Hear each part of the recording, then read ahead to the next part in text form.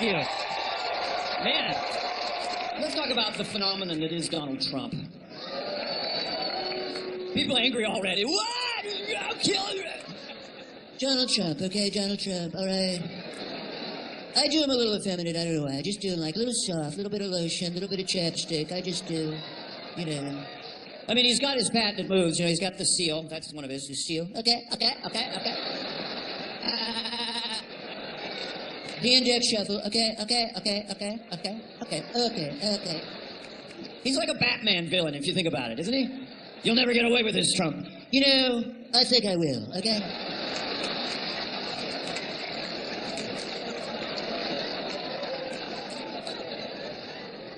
The thing of 2016 was that he took out Jeb Bush. He took him out.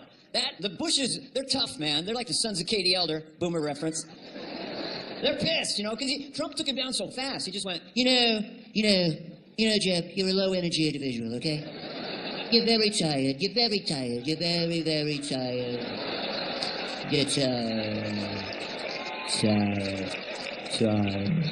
And I looked at Jeb Bush and I thought, my God, he's right. He looks like the vice principal of a junior high school.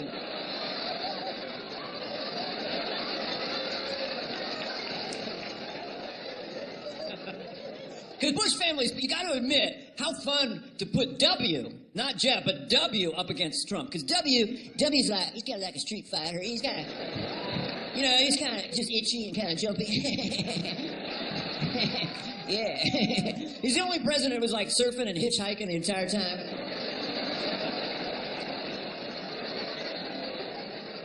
I would love to see him up against Trump, because Trump would be like, you know, you're president because your daddy was president. That's it. Okay? W be like, yeah. Who does your hair? Stupid cuts.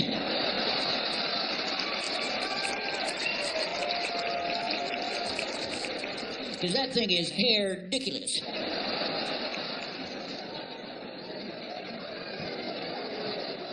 An impression can be anything in my mind, and that's my impression of W, kind of like a drunk marionette. The thing about Trump, though, if you agree with him, you might kind of like him on certain subjects, because he's such a blunt force instrument. Like, who else would you want if he was afraid of global warming at a global warming conference than Trump? Because he would be like, you know, you stupid countries, you're very stupid, you stupid countries. You're a disaster, you're spewing stuff in the air, it's a disaster, you stupid disaster. The whole planet's getting hot, even the grass is hot, ouch. I will be so good with global warming. I will be so good with global warming. I will make CO2 pay for it. I promise you that. I know how to make glaciers. I can make a lot of glaciers, okay? I will take all the ice from the Trump Hotel. There's a lot of ice. I can promise you that. I will put it on the Carnival cruise ships. They're friends of mine. I know these people.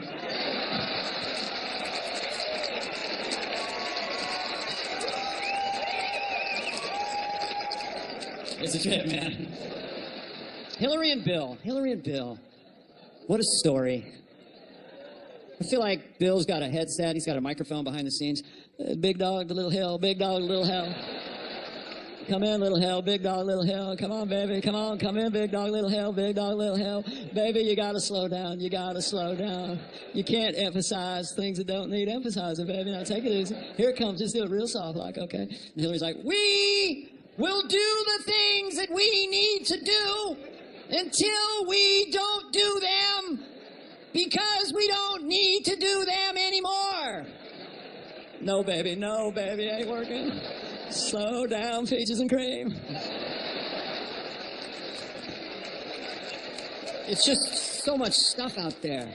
Obama was the best I'd seen politically of creating gravitas all the time, because he would pause. He would just take his time, and it made you lean in. I mean, I could listen to him do nursery rhymes, and it would have gravitas with the way he can talk. It'd be like, Jack and Jill went up the hill.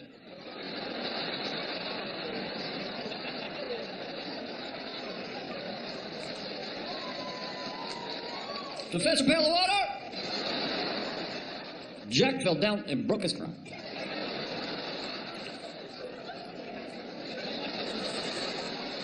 That's a teachable moment.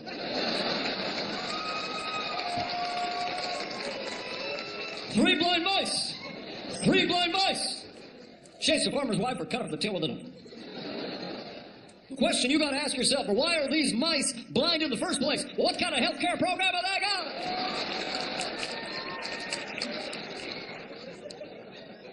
Harvard intellectual, big vocabulary, because in a way, you know, Bush gave birth to Obama, because Bush, for 8 years, is just hearing this, and then it was his profession, that baritone. This is what we're prepared to do. That's the truth. We're going to do. No, that's all right. That's what we're going to do. It's just a pleasant sound. But to try to hear Obama figure out the complexity of the Middle East, it's very tough, even for him. It's like, what we're continuing to do in terms of the caliphate, what our partners, our coalition, strategically with airstrikes, no boots on the ground, our intelligence, the Syrian rebels with the general, the effort to defeat ISIL Daesh with the Ottoman Empire with the Turks, the Peshmerga with the Netanyahu and Hamas in terms of the proxy war, Khomeini with the Saudis and the Shia, the Sunni, Putin and Assad. It's fucked up.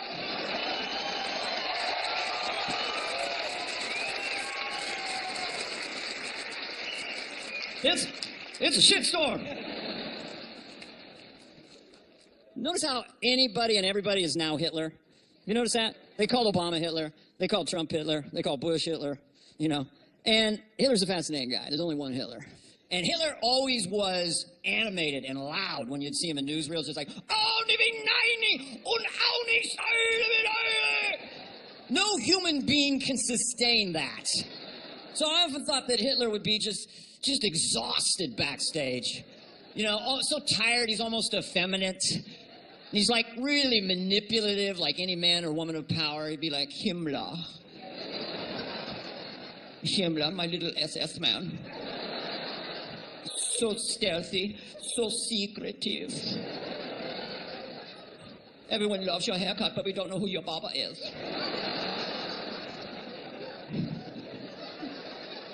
You complete me, Himmler. Sometimes we're at a meeting and there's an awkward silence. What are we going to do with all these Jews? And then you say, how about build more camps? And I say, what he said. Send in Goering. Hello, Goering, my chubby little Luftwaffe man. You're tubby, aren't you?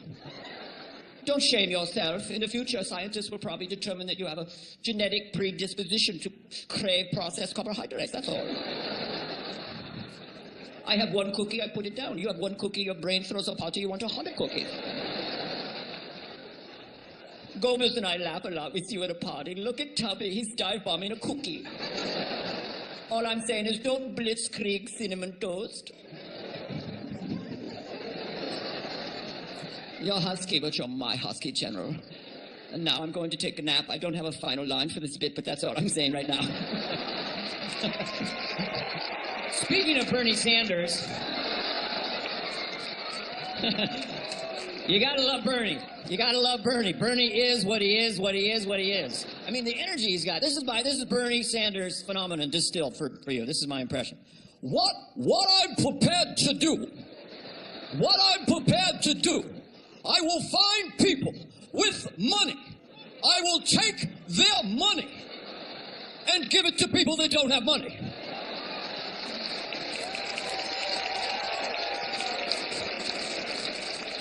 He's like a sleepwalking Frankenstein. I will find a rich prick. You look like a rich prick. I will take your money and give it to the poor bastard sitting next to you. I don't know. To me, I'm a boomer, but to me, you know, capitalism is an Apple store. Socialism is the Department of Motor Vehicles. And I love them Department of Motor Vehicles. Sweaty, pissed off workers that can't get fired, just yelling, and they laugh at you. You got in the wrong line, you fucking idiot! Then you go to an Apple store, it's like a Stanley Kubrick film, you know. Welcome to the Apple store. Do you like all of our beautiful toys? Are you in the market for a 2017 fully loaded MacBook Pro with, wait for it, just 64 gigabytes of storage? Or would you like to visit a Genius Bar for some mental stimulation? I personally like making money in a capitalist country and then going to a socialist country. I love Italy. I love Italy because too much pressure in America, man. You gotta do it, keep up with everybody. But in Italy, it's just, they don't care what you make for a living. You're just a person. Oh, relax. Have a glass of wine. It's Italy, all right? Yeah, you make a little love, you have a little wine. It's all right. Here, have some wine. It's 7 a.m. Like I said, here we go. Let's be honest. We're never going to have a space program.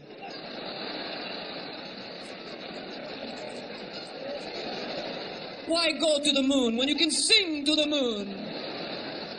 Oh, my moon, we're never going to go to you, because to go to you would be way too much work. I feel income inequality on airplanes, man. Because I have extra money, I get to ride in the pointy part of the airplane, you know, and you just feel like a rich prick. You're up there, and, you know, you've got your New York Times and your champagne and a big leather seat, you know, and then they arrive. The lost masses coming through the porthole, just hundreds of them, like refugees with carry on the sides of their bodies. Go! Go! Little girls will come up and just stare at me. Mothers with 6 kids. Why can't we stay here, Mommy? Because they don't want us here. Get back in the shitty seats. Why do they get to stay up here? Because they don't pay their fair share of taxes. There's 8 of us and 300 of them. It's the most unequal thing in the world. That's why I like Aer Lingus, because this Irish Airways, they're very equal in Ireland. The first class and coach, it's almost identical. It's just slightly bigger seat, you know. They come on, well, if you think you're a little bit full of yourself, I have the discretion to put you back in the tiny seats at any time. Have you ever gone on Aer Lingus? Ever heard of Aer Lingus? This Irish? That's very cool. Why anybody would name their airline Aer Lingus, I can't fathom. Sounds vaguely pornographic, doesn't it? Welcome to Aer Lingus, where you get a little something extra with your ticket. You go in, it's very humble. There's just benches. Here's some yarn. Strap yourself in.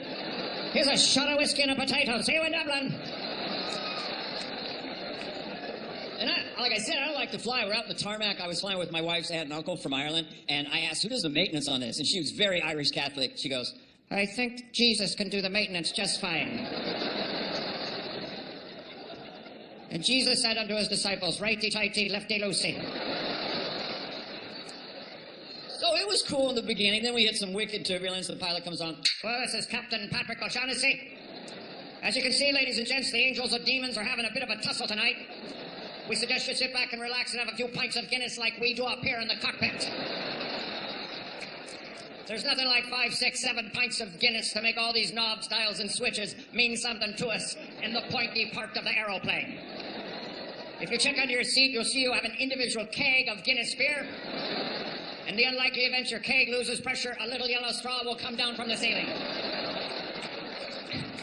Be sure your straw is free-flowing with Guinness for yourself before you assist your child, infant, or toddler with surgery.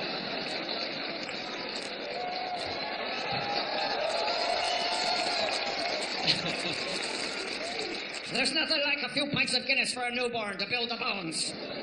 So we're back there drinking our free Guinnesses. You know, he comes back like 45 minutes later. Oh, this is Captain Patrick. How did it? I'm feeling righty, mighty, toasty, bossy, the tea, the body, the pay, the tea, the body, the pay, the pay, the lay, the day, the fine, hey, fine, hey, the hoo, the hey, the hoo, hey, the roll, hey, the lily, the do. Oh, yes. Thank God. Thank God and Jesus himself for a little button I like to call autopilot. Do you ever wonder how this big gob of steel gets up in the first place? Every time she lifts off the tarmac, I say a little prayer to myself, fly, fucker, fly! Oh, Danny boy, oh, Danny boy. My co-pilot, Danny O'Sullivan, passed out 19 minutes ago. He had a bite of a 5-leaf hallucinogenic clover. The last thing he said before he passed out was, my God, I can fly. I'll leave you with a little joke, ladies and Gentiles, before we land in Dublin. 2 Irishmen walk out of a bar. It could happen. So, thank you. I'm so glad that my sons are in their 20s now because they are nightmares when they're teenagers. Because teenagers are literally insane, and their plans are insane, and you have to hear them out as the parent because you want to say no right away. But literally, when they were teenagers, I'd hear stuff like, "We're gonna drive to Lake Tahoe tonight." "Really? When are you leaving?" "We're gonna leave at 3:30 in the morning." "Who's driving?" "Eduardo." "Who's that?" "He's a substitute teacher at Drake High School." "How many are going?" "There'll be 19 of us in his Cadillac Eldorado. I'm going to ride in the trunk. We're going to drive for 13 hours, snowboard for 11 minutes, and ride back." So as a parent, you have to say no, and then they walk off with that teenage walk, and under their breath they go, "Bunch of fucking bullshit." You know that walk? In Montana, they call it all hat, no cattle. Bunch of fucking bullshit. This person has no 401k, no property ownership, just bunch of fucking bullshit, man. There's so much attitude, there's almost no forward motion. It's like, can't we go forward? I just love that. I love the sound of that teenage bunch of fucking bullshit. It's like it's its own language. Never take teenage boys to Europe. It's a waste of time and money. Don't do it. They don't care about a statue of David. I thought it was gorgeous. They just laugh for like 2 hours. Look at his balls. I thought it was a work of art. One thing that was funny, we went to Italy, and my wife studied Italian for a year so she could speak it and everything. So I'm in the gym, and I'm on the treadmill, and when it went faster, it said difficoltà. And I thought, I can speak Italian if I add a vowel and cop an attitude. So we're in Lake Como, I know. We're there waiting for the boat to come up, whatever, the ferry. And my wife's looking, trying to figure out how to ask when it's going to arrive. And I just leaned in and went, "Arrivi de botti." And it worked. I was our interpreter for a week. It was like, because when you go on Lake Como, every boat driver goes, "You'd like to see at George Clooney's house." They're obsessed with George Clooney. Pictures in every restaurant of George, you know.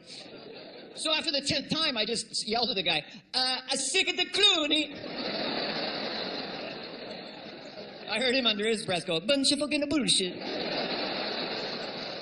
We went to Rome. Okay, so Rome is unbelievable. Like, we were in the Roman Colosseum, and my wife and I are having the time of our life. It's history, it's Rome, my God. My son, 18 at the time, no exaggeration, literally said this, "Is this pretty much all we're gonna do today?"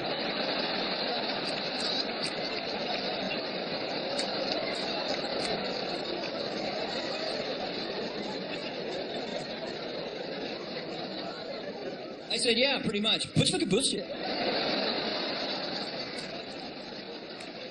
I kind of love that attitude. There's a rhythm to that. When I heard it, I thought, I'm going to use that as a catchphrase. Bunch of fucking bullshit. And I tried to give it to my son, because he's a stand-up comedian. He's the one who said it. He goes, "It doesn't sound funny to me." I would use it in real life. The IRS tries to audit you. Bunch of fucking bullshit. Doing different stuff. Are those millennials arriving? Anyone? Millennials? Yeah. All right. Under 35? Yeah. Awesome. Look at you. She's gorgeous. Wow. Young, pretty. Look at these millennials coming in late, man. Hitting the bar kind of hard. They'll hold the seats. You're like superheroes. Enjoy your youth, man. Touch your toes. Never take a nap. Pound those drinks. Wake up fresh. You guys are not going to mess up your life like the baby boomers. We were way too ambitious, man. Millennials, you're not going to mess up your life. You're going to work small, live small. Smart. Smart. Have some roommates. Maybe own a bike. You guys don't even need cars. We had to get cars to be cool. You're just going to Uber it up. You're so brilliant at some things. I mean, millennials are just so fast with their fingers, and they can Call of Duty and Skype and text, but you're completely crippled when it comes to basic things, because your parents are always right there, and they're the experts. Typical millennial kid will go, "Mom, we don't have any heat in our apartment."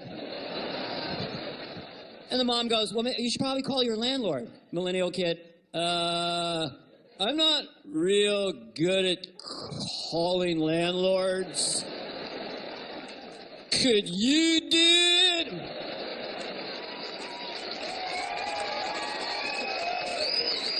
And we do call the landlord because we don't want them to be sad.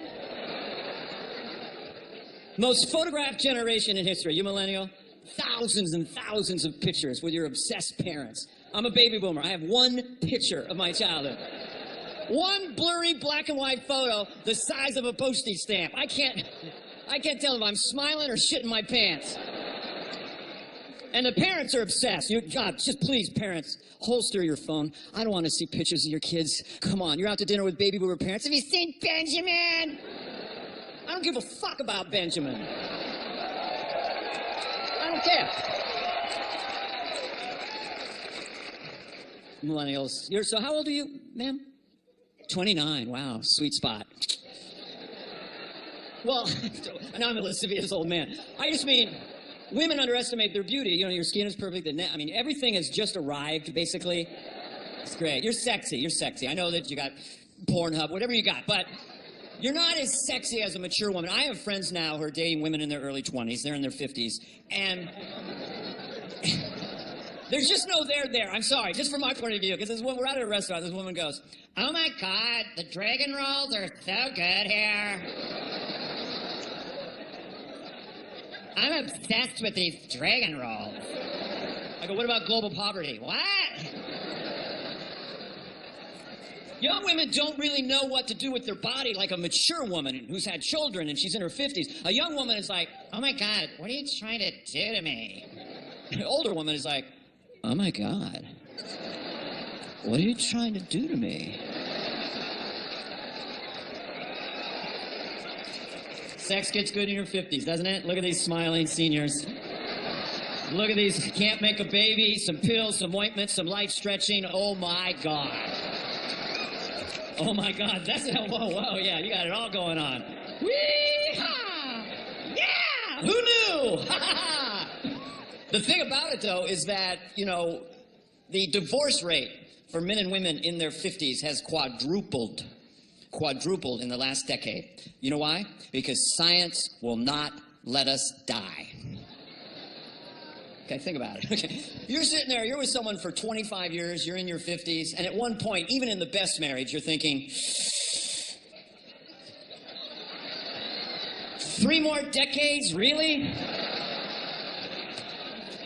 With this big of nothing? 3 more decades of watching him drool in his sleep? 3 more decades of her going, "I'm kind of gassy today." Even in the best marriage, at one point, you look over and go, "Not my best choice." I don't want to bum you out, but it's true. I'm heavily medicated right now. I don't know about you guys. Don't you love the pharmacy? Don't you love the social dynamic of the pharmacy? I just love it. You know, you go in there, everyone's uptight. You know the pharmacist in the white lab, you know, he's dipping into whatever they got back there. And there's always an old guy off to the side who's clearly been there all day. "Did my doctor call? Did my doctor call?" They always know his name because he's there, so "No, Bill, he didn't call. Try the blood pressure machine again." That's always fun. When it's packed on a Friday afternoon, man, it's intense. And you're supposed to stay behind the privacy barrier so you can't hear what they're getting. You know, don't you want to know what they're getting? Do you ever do an I Love Lucy where you just kind of creep up and look around? What do they need to get through life? I hate it when you get a pissed off, sweaty, drugged out pharmacist on a Friday afternoon. The whole place is packed. He starts yelling out. You can hear what people are getting. It's embarrassing. I got to pick up. I can't make out the name here. Pick up Zoloft, Imodium, and Ambien. Anybody? Pick up Zoloft, Imodium, and Ambien. Anybody? I need a nutball with diarrhea who can't sleep. Come on up! You sleepless diuretic nutball. And then the guy has to do the walk of shame in front of everybody.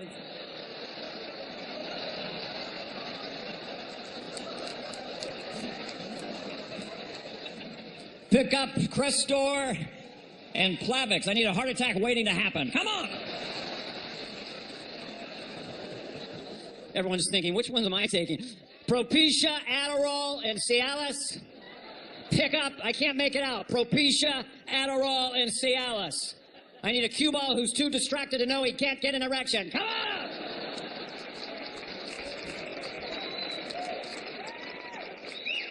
Is it me, or does it seem like the pharmaceutical companies are just making up diseases so they can sell us drugs? I mean, you watch TV, and it's just so weird. I'm waiting for, does your tongue seem smaller than it used to be? You may be suffering from tiny tongue syndrome. Has the cat got your tongue? Afraid to eat ice cream in public? Introducing all new Tenaltra. Most patients experience some tongue growth in as little as 4 to 6 weeks. Get back in the game. Call your doctor. Get Tenaltra. Thank you, Tenaltra. Thank you. Because of you, my tongue is almost normal size.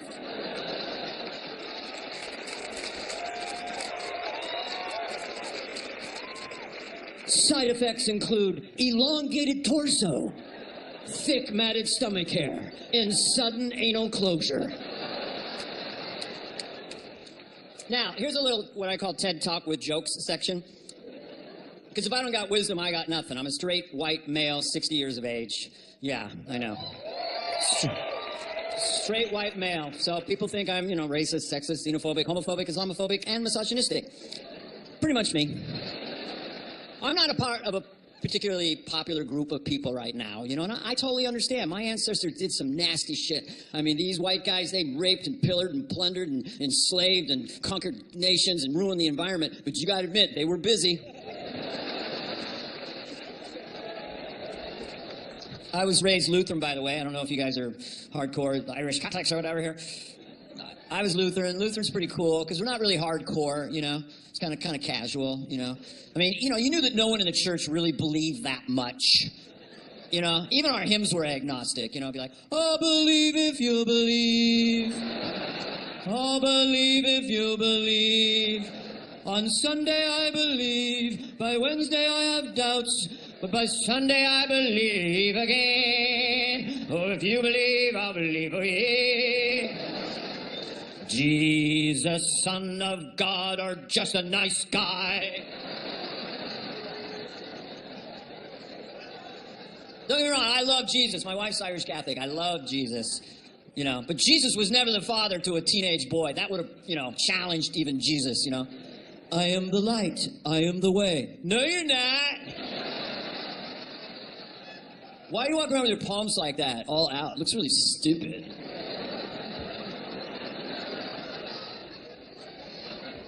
Spread the gospel, my son. I'm not real good at spreading the gospel. Could you do it? And Jesus he drank, but how much did Jesus drink? Do you ever wonder? Did he ever put his hand over his goblet and go, I'm good, I am good? Is it possible Jesus was a highly functioning alcoholic? Mark says in Matthew, he healed the leper, but he was lit. We can't send him to rehab. We can turn water into wine. Jesus! The other night at dinner, he says, one of you will betray me. Classic alcoholic behavior. Last week, he said he wanted to walk on water. We gathered everyone around. He was so shit-faced, he just floated on his back for a half hour. If God had made 4 sons, could Jesus have opted out of the Messiah thing? Dad, I don't really feel like being the Messiah. Can't Doug do it? Then those Exorcist movies would be like, the power of Doug compels you. The power of Doug compels you. I love faith, but I think it's good to have some doubts so you don't do crazy shit, I mean, I think what America needs, we need an ISIS guy with doubts. Just a guy sitting there, Baknar. I don't know, Baknar. Sometimes things pop into my head. I don't really know. The whole, if I put on a suicide vest, go boom, then I wake up and there's 72 virgins. It's just so specific. But I'm sure it's totally true. I'm sure. I'm just saying, I just pop in my head, like, could we, maybe women could drive? I don't know. Crazy. What if occasionally I had a beer? Would that be terrible? I mean, sometimes I think these things. I don't know about now, Why can't a woman? I mean, I love the way we dress. We cover them, the little eyes and everything. But maybe they could wear a nice pair of Levi's and a little halter top from the Gap or something. I mean, do we really have to kill the non-believers? Couldn't we really just get them in a headlock and go, you better get out of the There's so much darkness in the world. I think we're being hypnotized into darkness with these machines, you know? I mean, my parents would get the darkest news, but they were getting in the 1930s and 1940s. They would hear newsreels, and they were playful and kind of fun, no matter how dark it was. You'd be watching a movie, and before the movie they'd come on, they'd be like, "News out of 1945 in the Pacific Theater, ladies and gentlemen, as the Empire of Japan has officially refused to surrender. America says no go, Tokyo.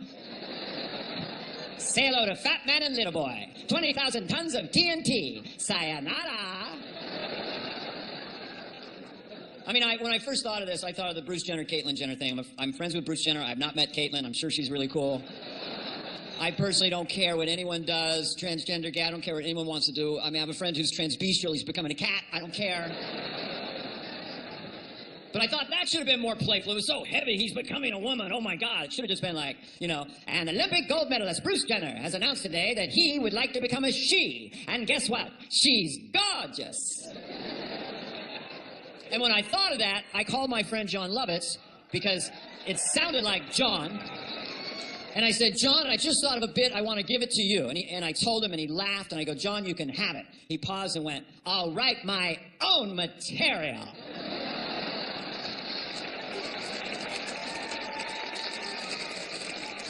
But there's really only two kinds of people in the world. There's the decent and the indecent. I do think that order matters, and I think that Cosby's mistake...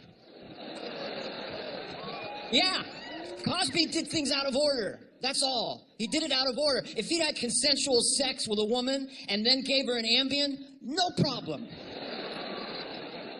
If he gets off and tries it again, it'll never work. Everybody knows. But if he's 90 demented, he'll still try. So I got to put the pill in the bed and I touch the dead air. No, Bill, nothing's going to happen. But I take the pill and put it in the bed and I touch the dead air. Not going to happen, Bill. I'm sorry, Mr. Cosby. No. Put it in the bed and touch the dead air. You know, sometimes I'll see stuff that inspires me to do a bit. And I watched this documentary about China. Now, I don't know if it's me, but they always seem so depressed. Have you noticed when they have the interpreter, it's kind of like what you hear, sort of, I live in a village of 90 million people.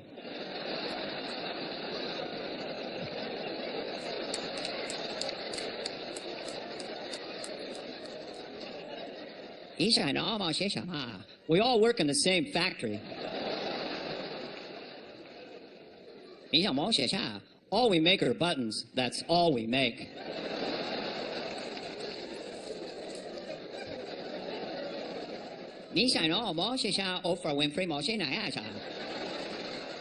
Oprah Winfrey says God has a plan for everybody. My dream as a child was to play the cello. But the People's Republic of China said dreams are for sleeping.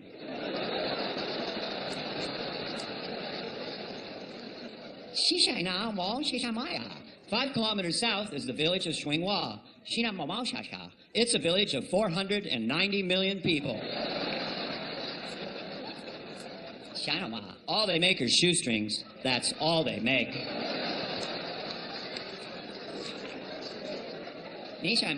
This bit's going over better than I thought it would.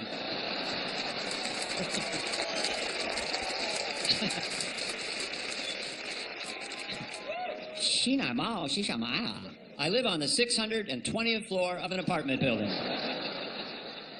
If the elevators break, it can take 2 months to get out of the building.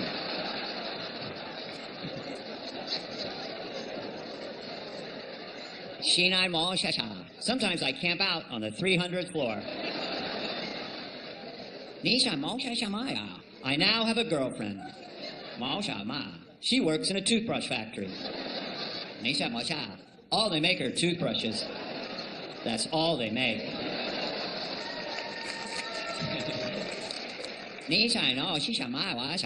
She lost her hands in a toothbrush-related accident. I told her what Oprah said, and she said she wanted to flip Oprah off, but she didn't have the fingers to do it.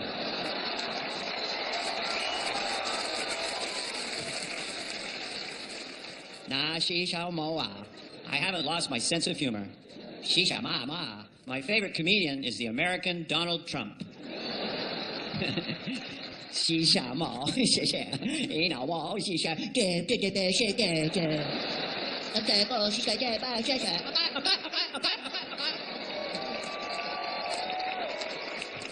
I come from a pretty modest background.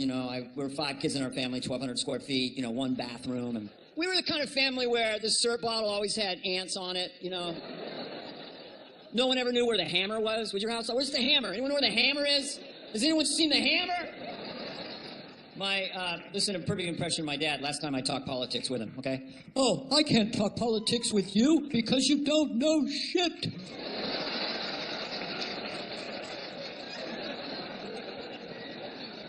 It's one of those dads you could never show weakness. I can't find my car keys. I always know where my car keys are. I keep them in my pocket, you little shit.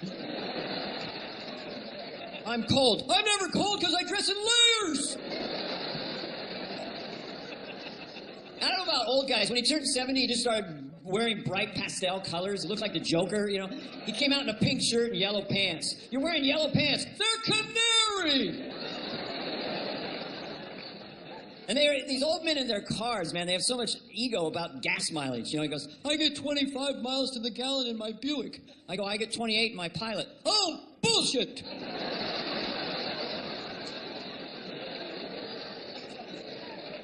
I showed him a computer when he was 75. He goes, oh, computer's waste of time. Stupid. If you get a computer, you're just on the computer all day. God damn it. Were there people like that throughout history, like the printing press? Who needs it? Jesus Christ. In the Stone Age? The wheel! What's the wheel for? If the Pharaoh needs a ride, we'll just carry him on his throne, you big dummies.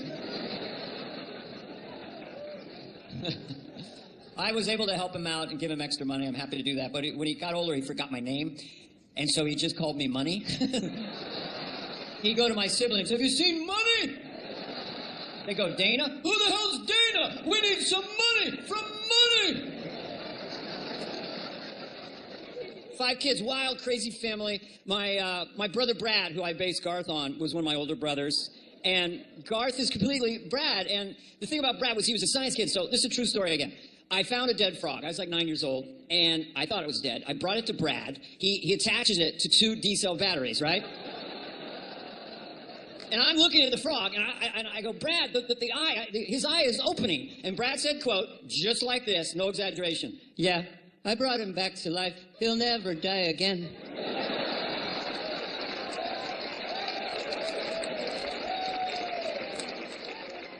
When I did the movie, I got severe TMJ. And I went to the dentist, and she goes, you got TMJ? And I go, yeah, it hurts here. And she goes, what have you been doing? And I said, well, I've been making this face all summer long. She says, you got to stop doing that. I said, not for what they're paying me, bitch.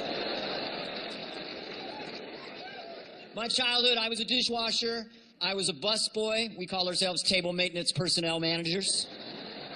And I was a waiter. And what was cool was I waited on my heroes. I waited on George Carlin and Richard Pryor.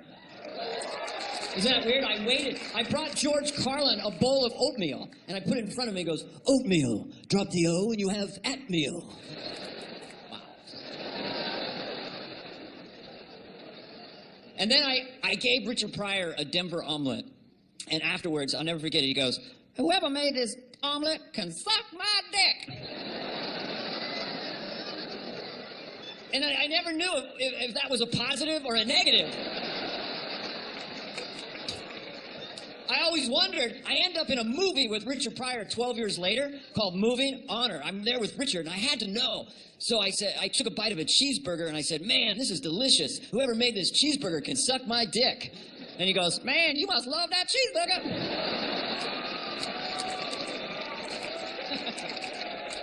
I'll tell you, when I was raising the kids, I did a lot of stand-up. And this is a true story about Microsoft. They asked me to do the church lady with Microsoft.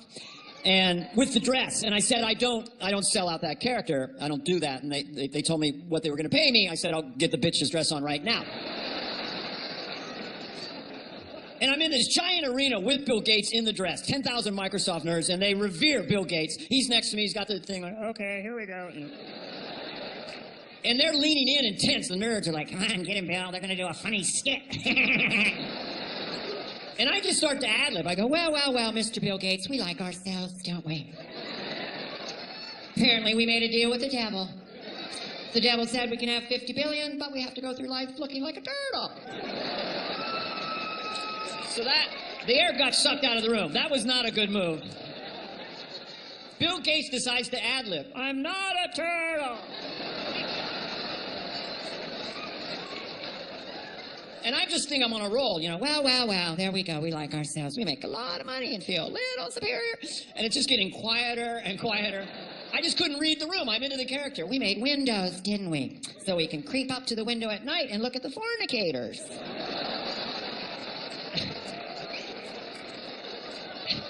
So it's getting weirdly dark in there. I go, let's do a superior dance. In the middle of this kid, he goes, no, thank you, goodbye. I walk backstage, it's a disaster. It's like Lord of the Rings intensity back there. I'm surrounded by Microsoft nerds, and they're like, oh my God. You made fun of the Precious.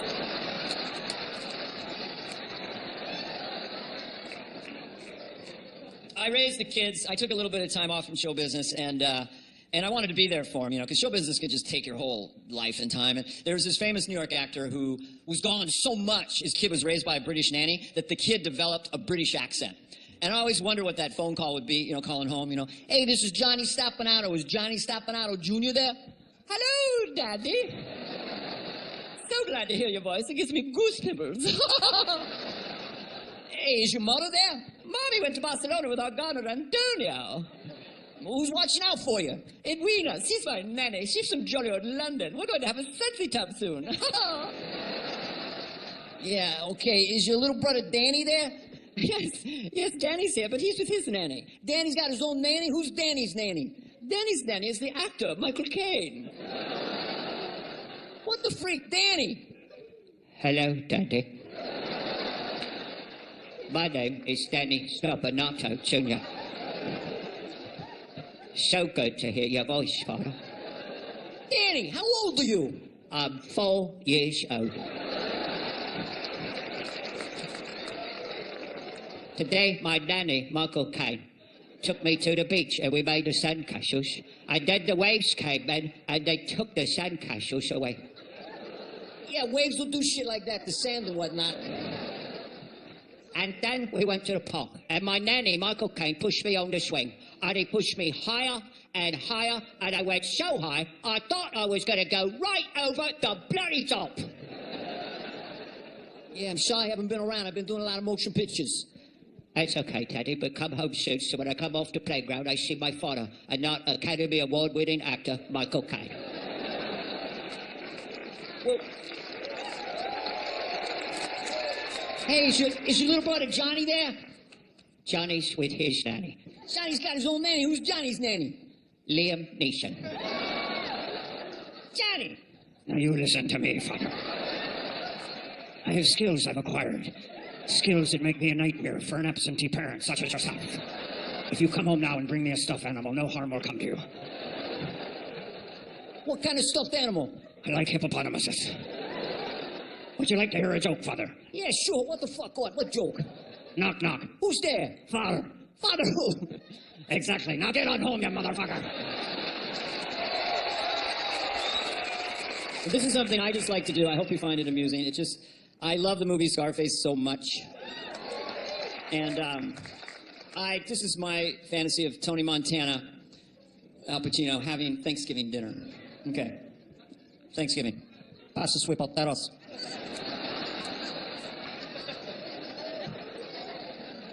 Pasta sweet potatoes. You know I like the sweet potatoes. But I look around the table, I don't see no sweet potatoes. I see a turkey, I see a green bean, but I don't see no sweet potatoes. With a sweet potato, with a marshmallow, a toasted on top, I don't see it. I know who took the sweet potato. I know who ate the sweet potato. It's that fat bitch over there. Grandma! Oh, yeah. Sure don't think I see you, man. I see you all the time. I look at you. I look at you all the time. I watch you, man. You eat. You like to eat, huh? You like to eat. You like to eat. You gotta eat. You like to eat. All right? I'm at a party. They got a bowl of can of corn. They got a bowl of can of corn. I go to get a can of corn. There's no goddamn can of corn because you ate all the can of corn. Okay? I look at you, man. I see you eat it. a car cake, all right? I look for a piece of car cake because there's no credit card, so I go for a car cake. You ate all the goddamn car cake. I look at you, man. I look at you all the time, man. At Christmas time, you got a chocolate. You want to get a chocolate out of a box. You pick a chocolate up. You stick your thumb in the back. You get a coconut. You put it right back in the goddamn box. I go to get a chocolate. It's like a goddamn war zone, man, without taking it back. Because you don't check out a guide. You got a Whitman sampler. You got a Whitman sampler. In the lid, you got a guide. You got a guide. You got a guide. It tells you what a candy is. It tells you what a candy is. But you don't check out a guide. You don't check out a guide. You just... It's a corresponding, okay? You want a turtle? You want a chocolate with a nut called a turtle? Or an almond roca, whatever? You can see with a guide. It say on the lid, but you don't check out a guide. You never check out a guide. And you eat all my goddamn candy jams! You son of a bitch! That's it. That'll never go in the special. Thank you. So, last year, which I found very interesting, being a huge Beatle fan, Paul McCartney made a song with Kanye West, okay? And everyone said, hey, he's got his new partner. He's got his new John Lennon. And I thought, I don't know. Well, it's not that heavy. But for me, I wanted Paul to talk to John about it. So that was my flight of fancy. John from heaven talking to Paul. Hello, Paul. Paul, this is John. I heard you made a song with the Kanye West. Yeah, John, I did. I made a little song with the Kanye West, you know. I had a little keyboard, and I sat down for a plunkily-doo, And I was plunking away with him, and he started sort of hummy-talky singing, And the next thing I know, we had a real toe tapper. Well, what are his lyrics about? What does he write about? Well, he's a good guy, It's like he writes things sort of like about how great he is. He's like what we used to call a chest thumper. He's a chest thumper. Remember when you said we were as popular as Jesus? He thinks he is Jesus. Well, does he have a woman that inspires him, Paul? Oh, yeah. Yeah. Oh, yeah. He's got a terrific gal by the name of Kim Kardashian, What does she do? Well, really, she's a nice guy. What she does when she's working is she takes pictures of her bottom. Pictures of her bottom? Yeah, that's her job, Her job, she takes pictures of her bottom. What does she do it with, a Polaroid camera? No, John, in the future, everybody's got a baby television in their pocket. And it's got a little camera on it. So when she's at a hotel or somewhere, she may say it's time to go working. So she sticks her fanny out, and she takes her baby television. What's so special about the bottom? Well, John, it's not a normal bottom. It's a prominent bum. It's a bottom 2.0. It's like God made a fanny and attached a person as an afterthought. So that's what she does? Yeah, the whole family does it. They're all taking pictures of their bottoms with their baby television. They all do it. One gentleman got so frustrated he became a woman.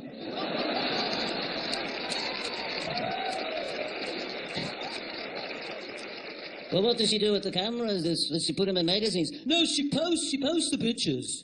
Oh, on a bulletin board? No, John. She posts them on a thing called Facebook. Well, what's Facebook? Well, Facebook, John, is a place where you share your life with the world. Like, say you're at a restaurant and you have a particularly nice ham sandwich.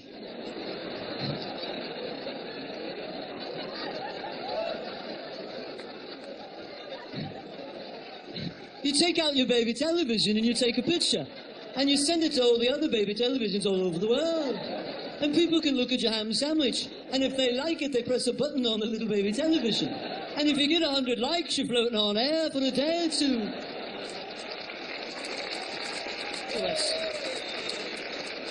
That's amazing, Paul. Well, sometimes you get haters and trolls.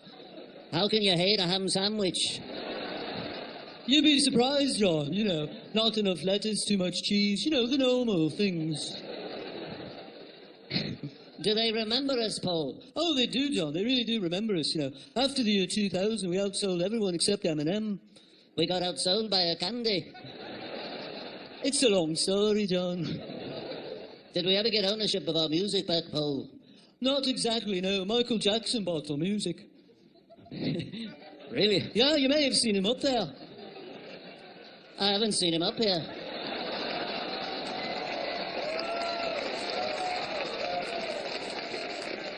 Well, he's changed a little bit, John. I did see a white woman trying to teach Liz Taylor the moonwalk the other day. Thank you, guys. You've been awesome. Thank you.